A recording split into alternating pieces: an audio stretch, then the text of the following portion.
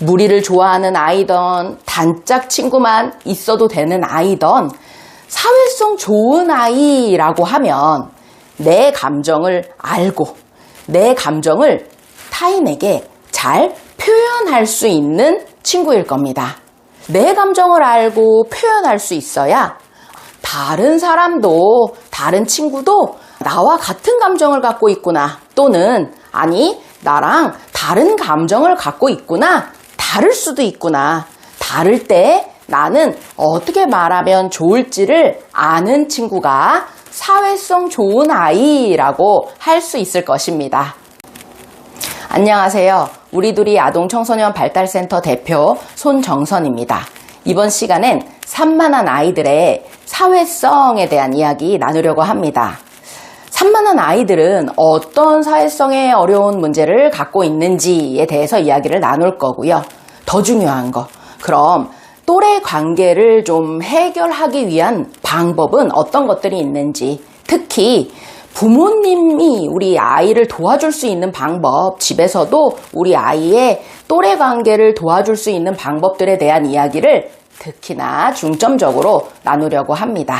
부모님들이 바라는 사회성 좋은 아이는 어떤 모습인가요? 무리가 많아요. 그 무리 안에 우리 아이가 속해서 주도를 해요. 그럼 당연히 좋은 사회성을 갖고 있는 거겠죠. 그러나 이런 사회성은 사실 옛날에 좀 바랬던 사회성 아닐까 싶어요. 요즘엔 아이가 좋아하는 친구 있어요. 그 좋아하는 친구랑 잘 어울려요. 별 탈 없어요. 이러면 사회성 좋다 하고 생각하시는 분들도 많을 텐데요. 무리를 좋아하는 아이는 무리에 속해야 만족감을 느낄 거고요. 또 무리에 속하는 게 너무 기빨린다, 힘들어서 지쳐, 나 혼자만의 시간이 필요해 하는 친구들은 그냥 단짝 친구 하나만 있어도, 그 친구와 좀 조곤조곤 나누는 정만 있어도 만족감을 느낄 수 있을 텐데요. 무리를 좋아하는 아이던 단짝 친구만 있어도 되는 아이던 사회성 좋은 아이라고 하면 내 감정을 알고 내 감정을 타인에게 잘 표현할 수 있는 친구일 겁니다. 내 감정을 알고 표현할 수 있어야 다른 사람도, 다른 친구도 나와 같은 감정을 갖고 있구나, 또는 아니 나랑 다른 감정을 갖고 있구나, 다를 수도 있구나, 다를 때 나는 어떻게 말하면 좋을지를 아는 친구가 사회성 좋은 아이라고 할 수 있을 것입니다.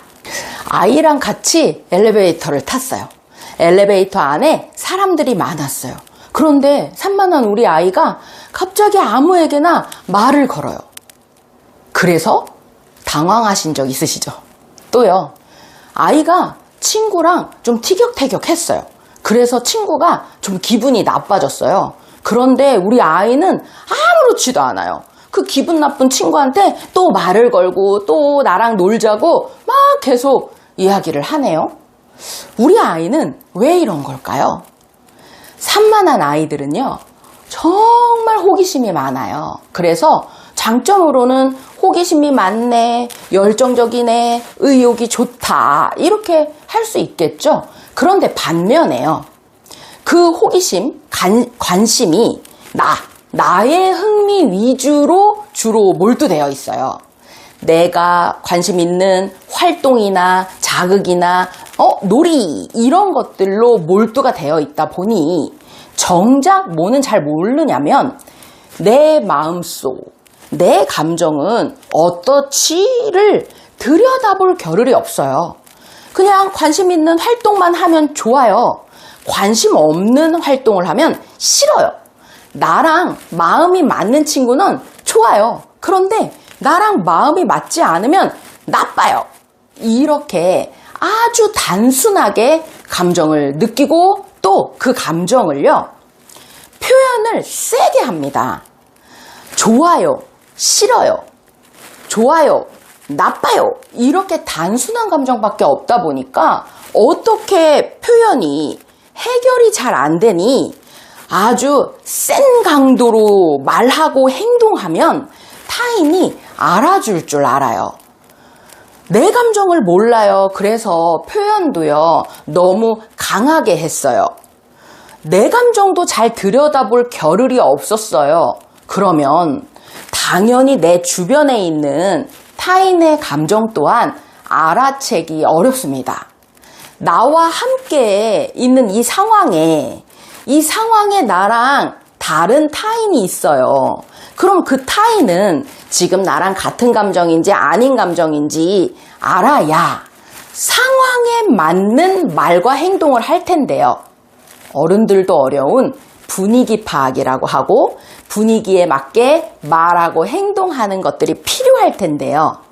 아니, 내 위주로 몰두되어 있다 보니 다른 사람과는 다른 엉뚱한 말과 행동, 그래서 상황에 맞지 않는 주제 또는 행동들을 해서 엉뚱하다, 상황 파악을 잘 못한다, 그리고 문제시되니까 지적을 많이 받게 되는 거예요.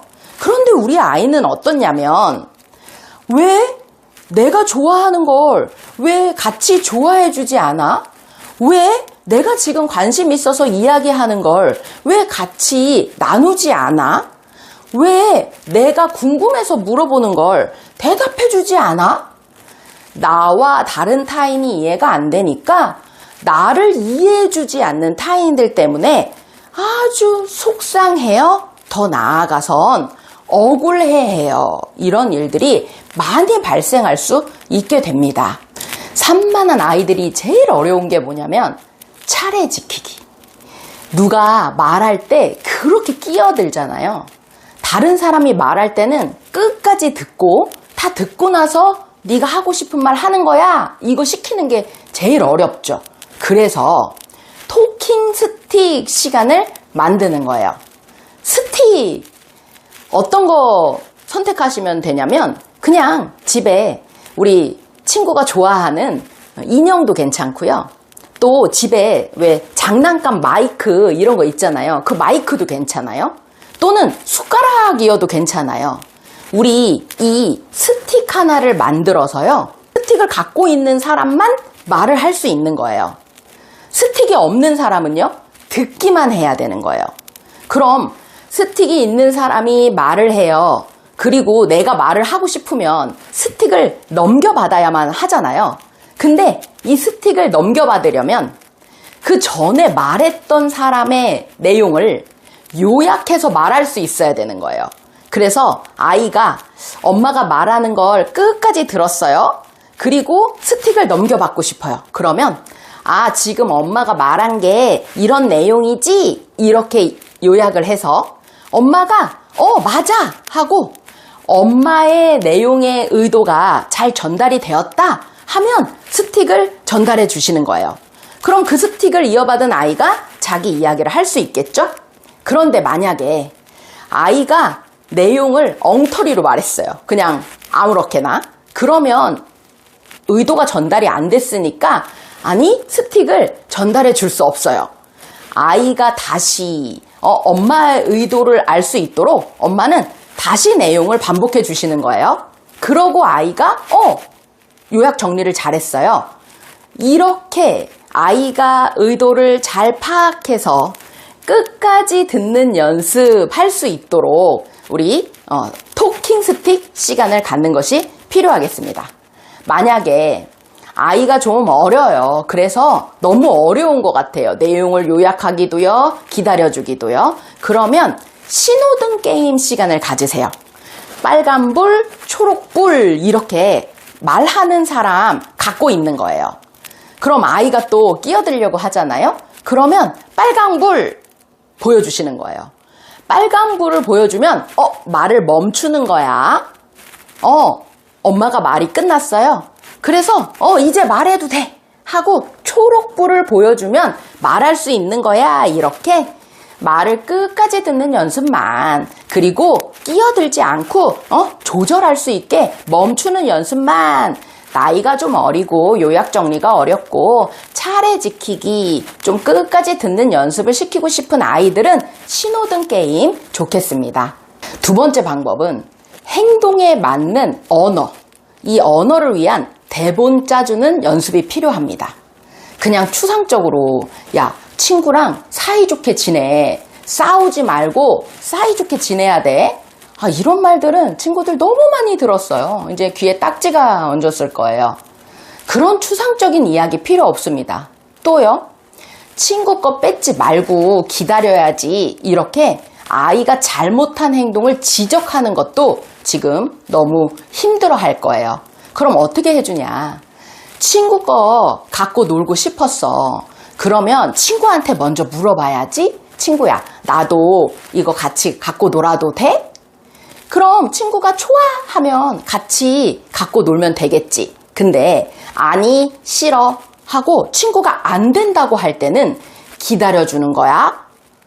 이런 이야기 우리가 많이 해주잖아요. 그런데 상황에 연습할 수 있도록 대사를 주고 아이가 연습할 수 있도록 도와주셔야 되고, 그게 반복 훈련이 되어야 정작 그 상황이 친구와 함께 생겼을 때 아이가 그 행동에 맞는 대사를 연습했던 걸 가져다 행동할 수 있고 말할 수 있습니다. 그래서 행동과 언어의 대사를 짜주시고 그 상황에 연습할 수 있도록 아이에게 연습시켜 주셨으면 좋겠습니다.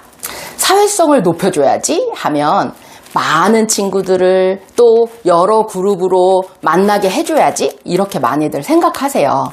그런데 우리 아이가 지금 그룹이 없는 건 아니에요.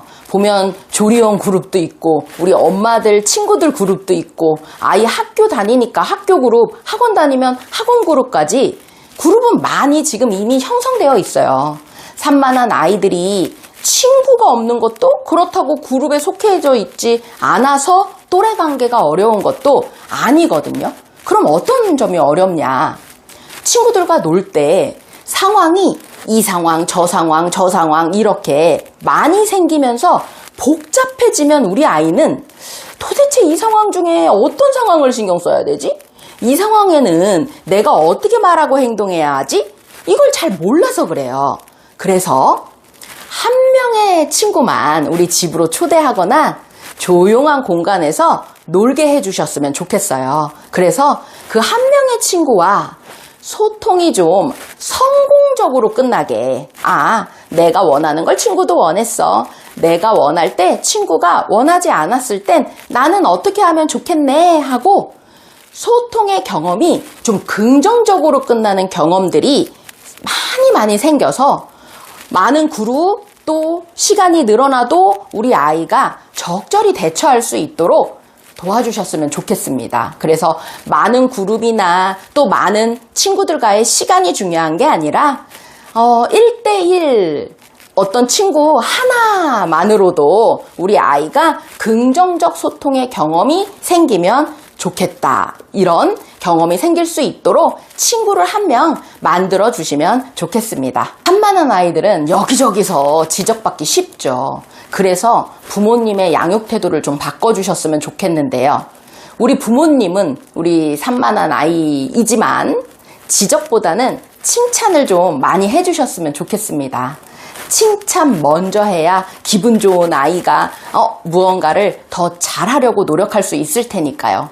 그런데 산만한 아이들은요, 나중에 칭찬하면 그것도 왜 칭찬받는지 잊어버리기 쉬워요. 그래서 칭찬도 그때, 제때에 바로 해줘야 나 이걸로 칭찬받은 거구나. 그럼 나는 이 칭찬받은 행동을 또 해줘야지. 이렇게 느낄 수 있으니까 칭찬도 뒤로 미루지 말고 그때그때 해주자. 산만한 아이들은 칭찬도 뒤로 해주면 뭐 때문에 칭찬받는지 모른다는 걸 기억하셔서 동생과 우리 놀 때 동생에게 무언가를 양보해주면요, 즉시요. 지금 동생에게 양보해준 모습 너무 멋졌어 하고 즉시 이야기를 해줘서 아이가 나 뭐 때문에 지금 칭찬받았어를 알고 그 행동을 다시 할 수 있도록 구체적으로 즉시 해주셨으면 좋겠습니다. 사회성이 좋은 아이들은 감정인식을 잘하고요, 표현을 잘해요 라고 이야기를 계속 드렸어요. 내 감정을 인식하고 표현할 줄 알아야 타인의 감정도 알고 타인의 감정에 맞게 말하고 행동할 줄도 안다고 이야기를 드렸고요. 그럼 어떻게 하면 아이가 감정을 잘 파악해서 표현하게 해줄 수 있을까요? 우리 언어 생각해 보세요. 아이들은 처음부터 말을 잘하는 거 아니잖아요. 우리 아이들이 처음에 언어, 의사소통 기술 늘어났을 때 어떻게 아이들이 배우고 표현했나요? 첫 번째, 엄마 아빠의 말을 모방했습니다. 감정 표현도 마찬가지예요. 아이들에게 내 감정이 어때, 왜 때문에 어떠냐면 하고 이야기해 줄 수 있는 타인은 많지 않습니다.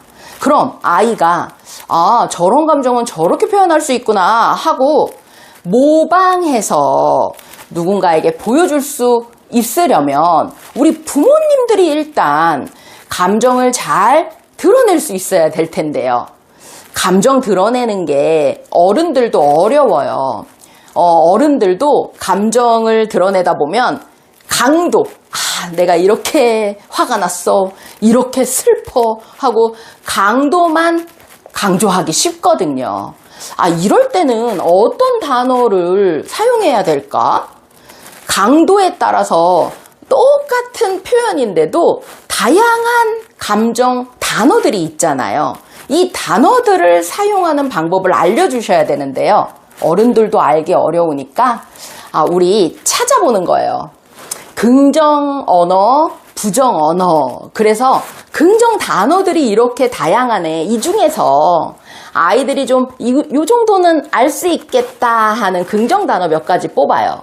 그리고 부정 단어들 중에서도 요런 단어들은 쓸 수 있으면 좋겠다 하고 3개, 3개, 뭐 5개, 5개 정도는 뽑아서 쓰는 거예요.